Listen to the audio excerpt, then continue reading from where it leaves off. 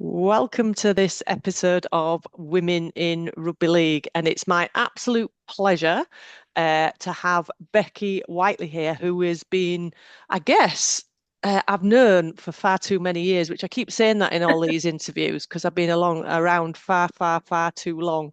And her involvement as a player and an official, and no doubt lots of other things that we're going to uncover now that we will find out in this interview. So, welcome, Becky. Hello, thank you for having me. Oh, my absolute pleasure. My absolute pleasure. So, start off with how did you get involved in rugby league? What was your starting point, and then we'll sort of take it from there. Oh God, we're going back now. So my dad took me to my first game down to Keighley Cougars. So born and raised in Keighley, so that's naturally where I ended up. I think it was the 1995 season, sort of height of Cougar Mania and all the razzmatazz and everything else that they called it at the time. And I started going down and loved it, made friends down there and kept going. And then sort of over the years, I started getting more and more into it. Sort of I grew from being sort of like a 4 or 5 year old on my dad's shoulders to sort of understanding the game a little bit more and getting a little bit more involved and stuff. And then my dad started coaching my brother's team. My mum was the team manager, so I naturally got dragged along to all of those games, which if you've ever been to Queensbury in the middle of December, I have. yeah, that's it's not so fun. I'm really glad we moved to summer rugby. And then there was no girls teams or anything for me to do any rugby or anything with. At that point, it was purely just watching my brother play. And I did the very typical thing that you see kids doing, of parroting what the adults are shouting on the sidelines. So I was at my brother's game and somebody started shouting abuse at the referee, so I joined in and copied what they were saying. My dad wasn't very happy with that, and he turned around and said, "If you think you can do a better job, go and do it." So I did. How old would you have been then? Um, 12. Yeah. I just started year 8 at school, so I was 12. Um, went over to Shawcross. It was a 2-day course. Did it with Rob Hicks and Jamie Leahy. Obviously, everybody knows Rob Hicks. Jamie Leahy's doing quite well in rugby union at the minute. Still helps out in rugby league quite a bit. Did my first game, sent a coach off, and that was that. I think after I did that, there was never going to be any stopping me at that point. So yeah, I got really involved in it, and then Keith the Cougars at the time started going around doing all the champion school stuff, coming into high schools. Matt Foster was the one, he was in charge of their development team at the Mm. time. So he came up to my secondary school, and obviously he knew that I knew the game because I did quite a lot of the stuff that the Cougars were running with their sort of schools competitions and stuff, and asked me if I wanted to help out coaching. So I did a little bit of that, and I said, "Oh, it'd be really good to get a girls team." So he went round all of the local schools and said, "Oh, we might be setting up a girls team." Eventually, we did. There weren't enough girls at my age group, so I had to play up a year. So I started doing that under 14s. So And was just that started with Keithley first. then, or was it in Bradford? It was Keighley, so it Yeah, was the Keighley Cougar Cubs at that point. yeah. So we ran an under 14s team and then an under 16s because obviously they only did the odd age group, well, even age groups at that point. Um, So from there, I went on to play for Yorkshire, which was really good. Played with people like Lois Forsell and stuff. It's really interesting. I found the team photo. I think I sent it to you the other week. Yeah. Just looking at the people that are on there and just thinking, wow.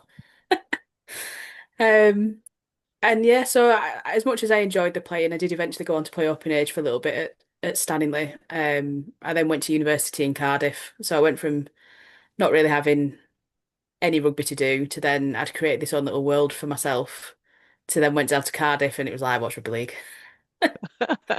Um, Tried getting a women's team going down there, but it was really difficult to compete with rugby union. It just wasn't really viable at that point. So I really got stuck into refereeing whilst I was there.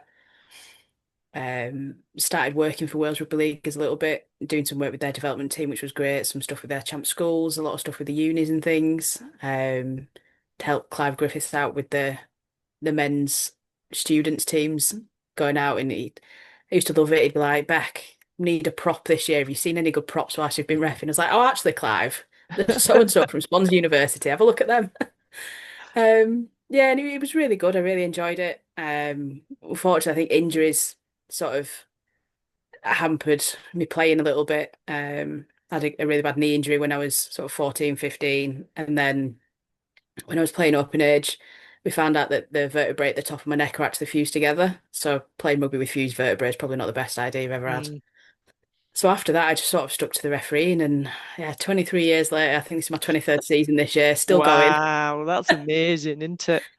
Yeah, and I think about all the other little bits and pieces we've done along the way. Got involved with the 2013 Festival of World Cups. I worked with the South African student team in Leeds for 2 weeks. We were all in the same hotel. It was absolutely mental. Um, did all that, stayed in touch with a lot of people. So you've got Barry, who's now really involved up at Scotland Rugby. Cody's now in charge of referees in North America, and just the people that you meet along the way doing this. It's for a northern sport, it's mental. It is, and it is actually worldwide when you look at the people, and Yeah, you suddenly go to a country and you think, oh, bloody hell, I know them. yeah, Some rugby league activity pops up, doesn't it? And then you suddenly know that person. yeah. And last year I went over to Vegas to watch the NRL, and I got asked, "Oh, whilst you're here, do you mind touch judging the men's World Cup qualifier between the USA and Canada?" Yeah, go on then. So the f first game of my 2024 season was a World Cup qualifier in Las Vegas, and it just Oh, fabulous. the places it takes you and the things that you do and the Mm, people that you meet. I joke and say sometimes I think it's Stockholm syndrome at this point, and there's never getting any out, but I genuinely wouldn't have it any other way.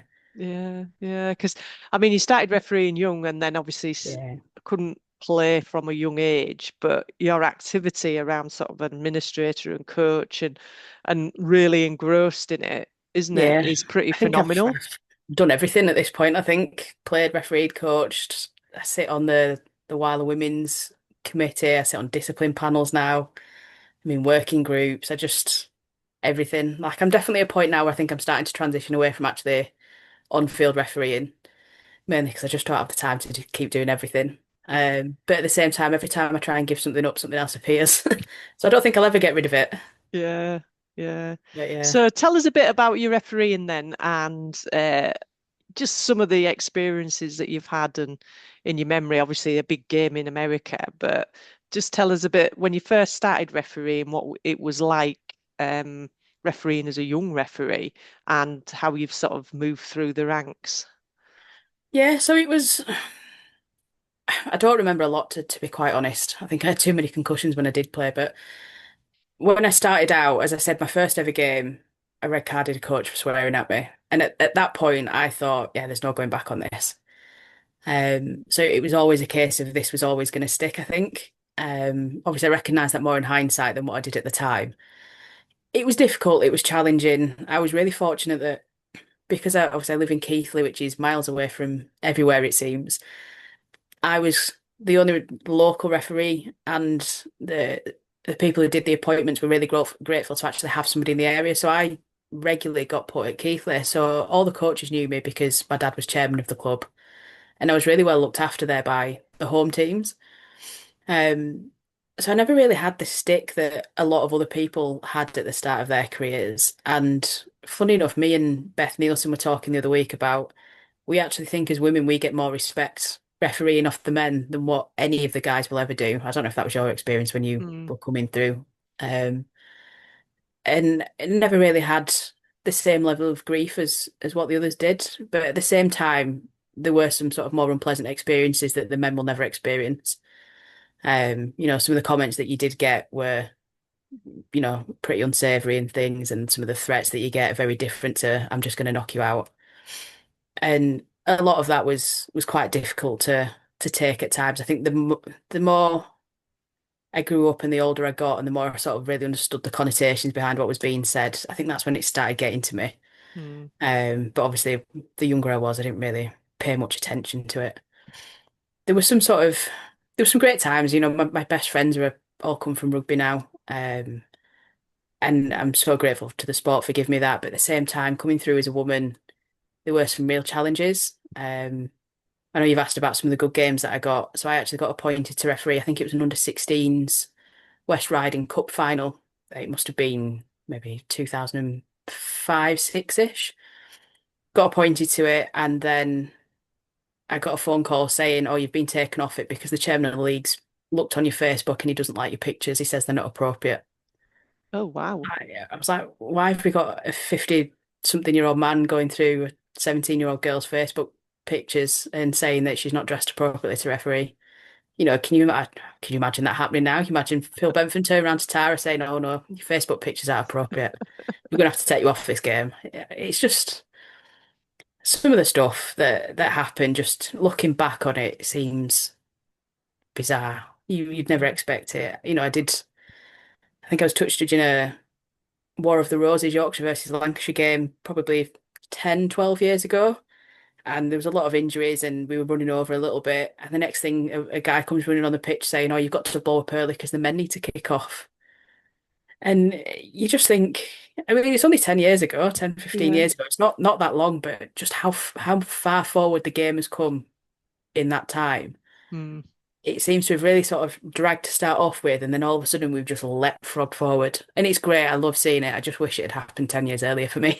Yeah, absolutely. And the opportunity to be, like Tara's taken in Yeah, officiating. I mean, I look back and think, oh, if only I know. that there was that opportunity and I wasn't such a novelty. Yeah. I mean, this is it. When I started refereeing, there were only six female officials in the whole country, and it was the same six for a lot of years. Mm. And then, we had a couple come and a couple leave, and then Caitlin came on the scene. But obviously, Caitlin's a hell of a talented player as well. So then she sort of went down the playing route a little bit more, and then all of a sudden, probably since COVID, we've just had this huge boom in female officials joining. And it's amazing to see, but at the same time, I remember thinking, I don't want them to have some of the same experiences that I did. Like, we need to protect them. So that's why I ended up getting on to the RFL about setting up the Women and Girls Referees program that we've got.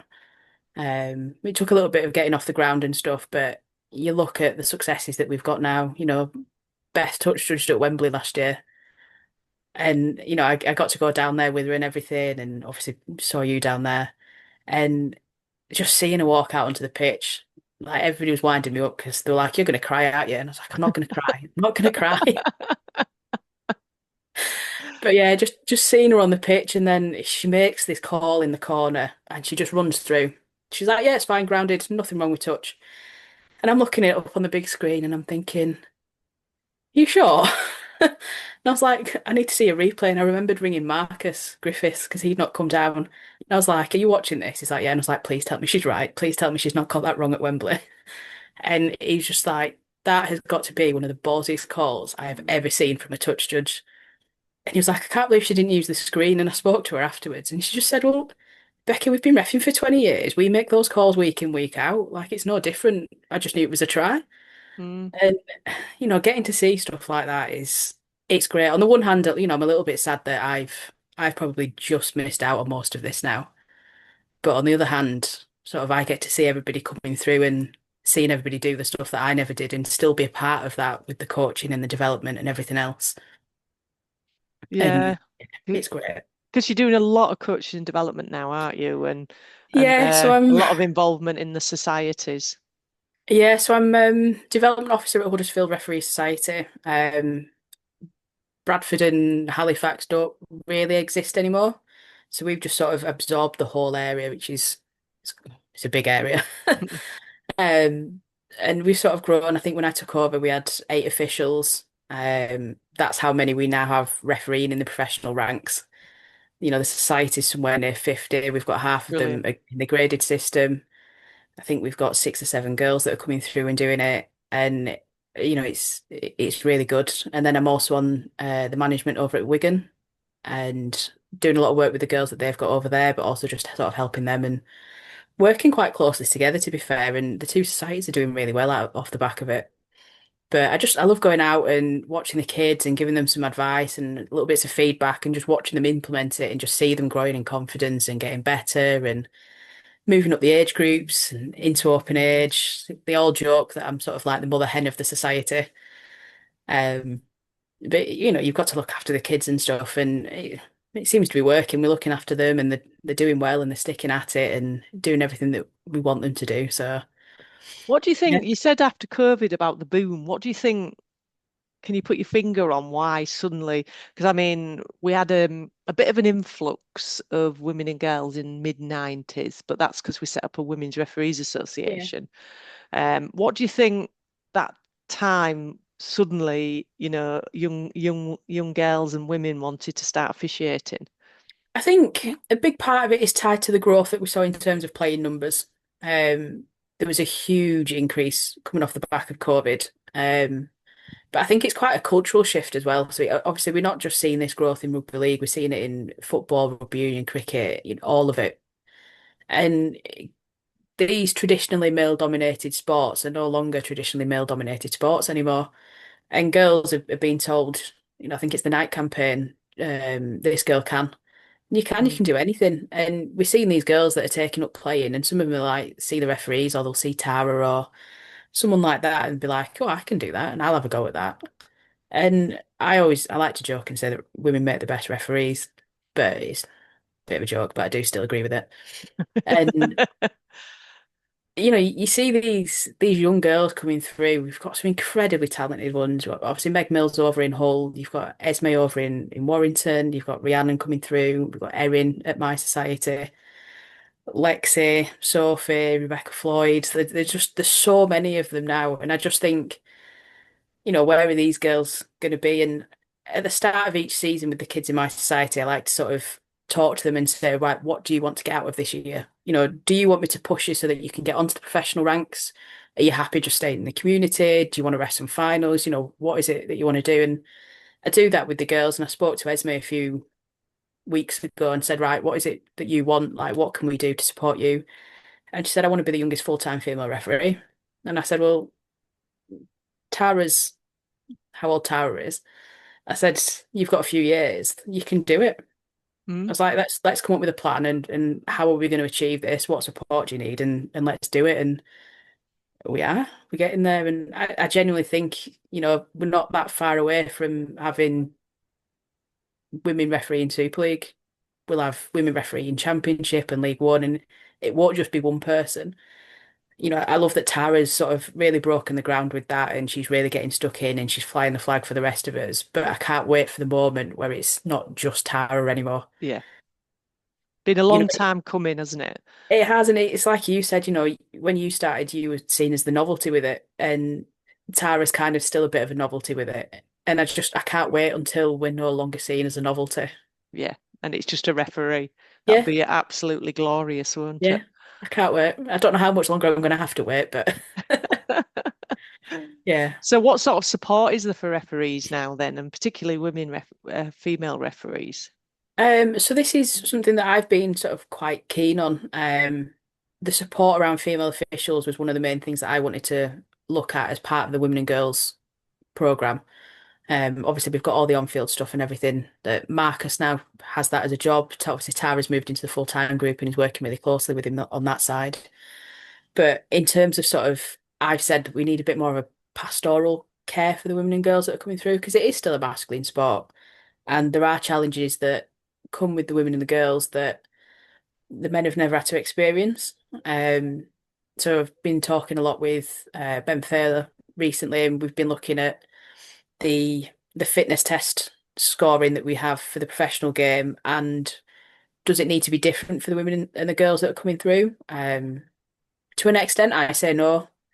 I'm a big believer of if you're reffing the men's game, you've got to be just as fast as the men are. Um, if I was given something because I was a woman, I'd be far more aggrieved than if I'd been given it because I Mm. genuinely deserved it. But you look at other sports and you see what they have. So best friend of mine, he's an international hockey umpire. So he sent me through all of the data that they use for hockey and the difference in the scoring system that they have because they actually use the same test as what we do. And off the back of that, we're now working with Liverpool John Moores University, and we're going to do some proper VO2 max testing and things like that, just to sort of determine where do the women and girls fit into this program? Does it need to be any different? And if so, what is it that we need to do? And as part of that, we did um, a talk with them the other week about how your menstrual cycle affects your game day. As a referee, I'm sure the players have had these talks as well, but when it comes down to sort of preparing for games and things like that, how does this impact you? And, what do you need to take into account? Which, the men have never had to worry about any of this, No. but, it's something we do need to start thinking about. You look at the stats in, I think it was football, where, you're 40% more likely to tear your ACL ligament as a woman than what you are as a man. And that increases even more depending on where you are in your cycle. And, these are all things that we need to sort of really take into consideration. And it's a lot of unexplored territory. But we've got some great people at the RFL like Ben, like Marcus and Tara that are fully behind it and want to give the support there. But it's just obviously identifying what we need, and we are still a little bit in uncharted territory. But we're definitely getting there with it. Yeah, absolutely. And I remember doing the fitness test, and it was whenever. And sometimes I did it really well, and sometimes I just struggled. And when I look back, the menstrual cycle played a big part in that. Huge We part had in it. to, at that time, we had to run round Thorns Park track 20 That's times in 37 minutes. Yeah, well, that's where we're back training now. They keep Yeah, talking about doing that test, and I was like, no. What's the that's point? Yeah. Oh, that's brilliant to hear, and brilliant that you're flying the flag and championing it all, and really excited and passionate about it. So when you yeah. sort of look back and to what you've done in your officiating, what do you think your greatest achievements and your greatest moments are, Um, I you mean, personally? in recent years, I've started refereeing wheelchair rugby. So I'd gotten to a point, sort of coming out of COVID, where I'd really lost a lot of love for the game. A big part of that was probably the COVID and the impact that had on me anyway. But coming out of it, I just felt like we were in a bad place, and I thought if there was going to be a time to stop, I think it's now. Mm. And John McMullen had sent a message out. He was due to referee a wheelchair game in Leeds, but he'd ended up having to work on the men's Challenge Cup semi-finals at Ellen Road instead. So like, look, these are the rules. Is there anybody that can have a go at this? And I'd considered doing it before COVID. I'd watched a few games and I thought, "Do you know what, I'll help out. Like I'm game to help anybody out in any situation wherever I can." So I went and did it, and that was it. I was hooked. The It's wheelchair brilliant, isn't version it? of this sport is Oh, it's awesome, insane. isn't it? And just being up close to it and seeing and hearing everything, I always say to people when they watch it on TV, you see it and you see the replays, you don't smell the burning rubber. You only get that when you're actually at a game, and there's so many different things that you just don't take into account. So I've really got into that in recent years. Last year I was appointed to referee the wheelchair grand final, which I had to pull out of because I had to have an operation the week before. But then I got the opportunity to referee England and France, which is obviously world number one versus two at Wigan, and just the atmosphere and everything that came with it was incredible. And obviously we're going into a World Cup next year, so I'm hoping a World Cup final might be on the cards. Um, I've been saving all of my referee shirts from my big games that I've done, sort of Challenge Cups and Grand Finals and things like that. And I've got them embroidered across the front of, the details of the game, like England, France, Wigan, and the dates and stuff. And instead of framing each individual one, because I don't think I'll have wall space for that, I'm just going to cut those bits out and turn them into like a bit of a patchwork thing and get that framed instead. So it's just got all the details on it. So I need a few more shirts yet to finish that off. But My I think, my friend made a duvet of all my shirts. did they? Duvet cover. Yeah, it's No, fabulous. Yeah, I yeah, like it. I might have to have a think about doing that. yeah. I I'll think, send you a picture. yeah, definitely. I think outside of doing big games, there's been some incredible games that I've done. There's been some games that have finished 2-0. There've been some real tough ones, but I think my favourite game that I ever did, it was a student game. And I always say that student rugby is the purest form of rugby that you'll find because it's just a group of lads going out with their mates. They're going to play 80 minutes and then they want to go to the pub afterwards. And you never really get any trouble with it. And it was my university, Cardiff, against Oxford Brookes. And Oxford Brookes were due to play Oxford University in their varsity game. So they sent the second team instead. And I think I blew up after about 60 minutes and it was 102-4. Oh wow. But Oxford never took a smile off their face. They were just laughing and joking all the way through. When they scored, both teams cheered and celebrated. And it was the most beautiful form of rugby ever. But then after the game, as you know, you go around and you're shaking everyone's hand and everything. And as I went to shake I think he was called Joel. I went to shake Joel's hands, who was the captain of Oxford, and he didn't let go of my hand. And instead, he got down on one knee as if he was about to propose to me. And the next thing, the whole Oxford Brooks team circled me and started singing "You've Got That Loving Feeling" from Top Gun, and it has stuck with me. There's a picture somewhere of it. I'll send you. Oh, And fabulous. it was just so much fun. It was an absolute spanking of a game. You know, there's never any competition in it, but it was just 26 guys on a pitch, just going out and having a laugh. And they're the games that really make you love the sport. Yeah, And that one will, you know, I've refed in Vegas and I've done this, that, and the next thing, but that's the one that always sticks to me. When somebody says to you, "What's the best game you've ever done?" I was like, it was 102-4. But this happened and it was just fabulous. yeah, yeah. And what characters, and as you say, student rugby league, Oh, it's it's fantastic. just brilliant, isn't it? Yeah. Yeah. So when you sort of look at everything that you've done and your involvement in the community game and the work that you do, what do you think, achievement wise, you think, I'm just so chuffed I've done that? It's for me, it's seeing the kids moving into the professional ranks. Mm, Um, you know, so this week we had one of ours, Milo. He refereed his first League One game. So he did his first referee. Well, he did his referee course a week before his 11th birthday. I mean, he's only 19 now, so he's still not that old. But when he came to us, he was this tiny, tiny little thing with this big mop of curly hair. I wouldn't say boo to a goose. And you know, you sit there and you go out and you watch these kids in the pouring down rain and the horrible weather and everything else, and then you see one make the professional debut, and you forget about the cold days and stuff like that. yeah. And it just seeing them achieve what they want to achieve is great. Because I mean, like I say, I recognise that this surge in the women's side of the game, both playing and officiating, probably come 10 years too late for me. But there's still ways that I can be involved. You know, it's still sitting on the management at Wala with some great people, getting involved in the wheelchair rugby and stuff, and just doing more bits off field now than on field because there's still so much to do. You know, we've got a lot of challenges. We still don't have kit that's made in women's sizes for refereeing. I think we're the only major sport that doesn't, and it's a real battle. Is trying to get shorts that fit the women properly because you get a lot of these girls coming through, and you know, no two bodies are the same, but it's even more varied with the women coming through. You know, we've got these leggy, nearly 6 foot tall ballet dancers that are refereeing, and then we've got people built a bit more like me and Beth who like to go to the gym and do leg day.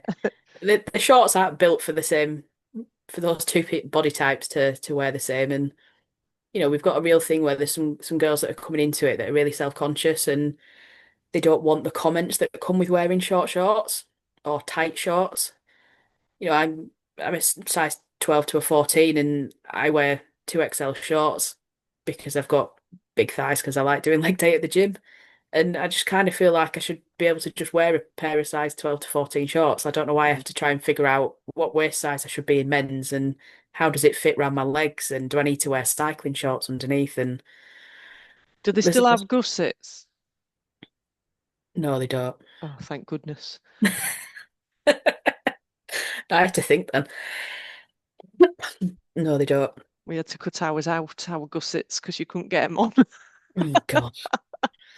No, I mean, like I look at these pictures of, you know, when we've done these big finals and things like that, and I'm there in this really frumpy, baggy, horrible shirt that makes me look about 6 stone heavier than what I actually am. And I just think that's the next one on the list. Getting kit Yeah. that fits the women. Yeah. And You is know, there a real will to be able to do that? yeah, there's definitely is for some from some people. Obviously, a lot of it's going to be working with the supplier, which is obviously Oxen. I don't know how long the contract is for that. But even if we did move away from Oxton, you know, it's still going to be something that we need to look at and think about. And it'll come eventually, but it's just sort of getting people around a table and sort of having those sorts of discussions. You know, and just looking at what we're doing in different parts of the game and how do we bring the standards up, not just for women, but for everybody. You know, we look at wheelchair rugby, playing the finals are out on TV and stuff now. And, I got to referee on the BBC last year and it was amazing. But the referees don't get paid mileage to go to games, and sometimes it's over 150-mile round trip for me to go to Hull, and it's an entire day. And I'm working 5 days a week through the week. I'm doing everything else, and then I'm giving up my entire day. And by the time I paid for the petrol, I can't even get a Chinese at the end of the night. And if we're raising standards across rugby, which is what everybody wants, it's got to be across all areas of rugby. And for me, that includes the referees. Hmm. There's a reason we've got full-time referees refereeing in the Super League. I'm not saying we need full-time referees refereeing in wheelchair rugby, but it's if we're sending the team on tour to Australia and stuff, why can't we pay somebody the mileage to go to Hull? Absolutely. Absolutely. And it's That's just not good enough. no, it's not. And we were sort of this year we were told over at the off season that it was going to happen, but it hadn't been agreed yet. And then this year we've been told that there's no budget. And it is really disheartening seeing things like that in officiating because I do feel like we're always the last ones that to be thought about. And this isn't something that's unique to the women and girls. This is just across the board. Mm. Um, and you see, we've got this huge trip planned to Australia, and we're taking all these athletes out there for a warm up for the World Cup. It's brilliant. The Australians need some good competition to play, someone other than New Zealand, because obviously all the wheelchair teams are Northern Hemisphere based. It's brilliant for the sport, but what about the rest of us? Yeah. Yeah, absolutely. And if you talk about equity, then whichever because everywhere else you'll get expenses, won't you? Yeah, And you know, match fees. yeah, this is it. We do. It's all sponsored by Betfred, the three competitions, Men's Super League, Women's Super League, and Wheelchair. If I do a game at Leeds Rhinos, like I did last year for the women, it's only 20 miles, but I get the mileage for it. But instead, the whole 150, well, it's 170-mile round trip for me. And you're just getting your expenses, well, a match fee out of it at the end of the day. And you're spending at least 7.5 hours and five if it's Yeah. driving. Yeah, yeah, absolutely. The, Absolutely. And all the preparation you do beforehand, which obviously needs taken into account.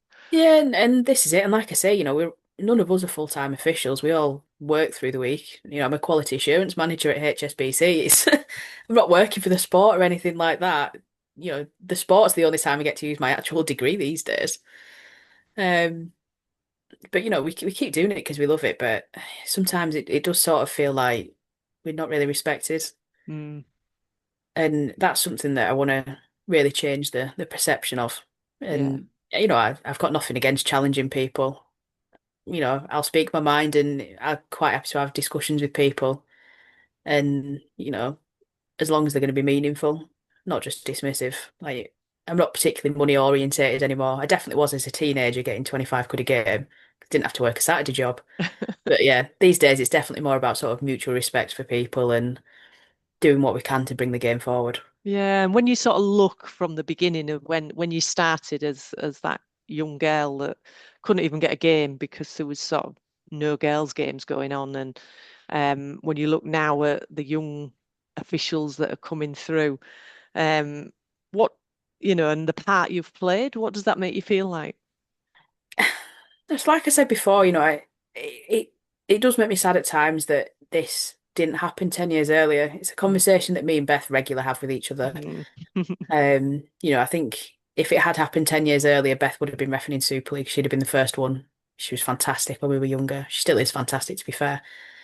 But we were both pretty decent players. We could have been playing in the Super League and things like that. And it's all about, for me, shifting my perspective from, well, I didn't have that, but I've helped to achieve all of what we have now.